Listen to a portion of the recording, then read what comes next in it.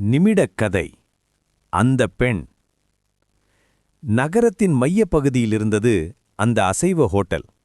சாயம் போன பழைய சேலை உடுத்திய ஒரு பெண், அழுக்கான வேட்டி, கிழிந்த சட்டையுடன் ஒரு பெரியவரை உள்ளே அழைத்து வருவதை பார்த்த சர்வர் பெருமாள் அவர்களைத் தடுப்பதைப் போல் அவசரமாக அவர்களிடம் வந்து, "என்ன வேணும்?" என்றான் காராராக. "சாப்பிட என்னப்பா இருக்கு?"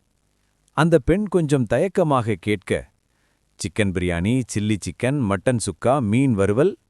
சர்வர் பெருமாள் சொல்லிக்கொண்டே போக, அந்த பெண் அவசரமாக, "இந்தாப்பா, அதுல எல்லாத்துலயும் ஒவ்வொன்றாக கொண்டு வா." சர்வர் பெருமாள் அந்த பெண்ணை மேலும் கீழும் பார்த்துவிட்டு, "இந்தம்மா, நீ இப்போ சொன்ன ஆர்டருக்கு பில்லு எவ்வளோ ஆகும் தெரியுமா? டாக்ஸ் எல்லாம் சேர்த்து 1470 ரூபாய் ஆகும்."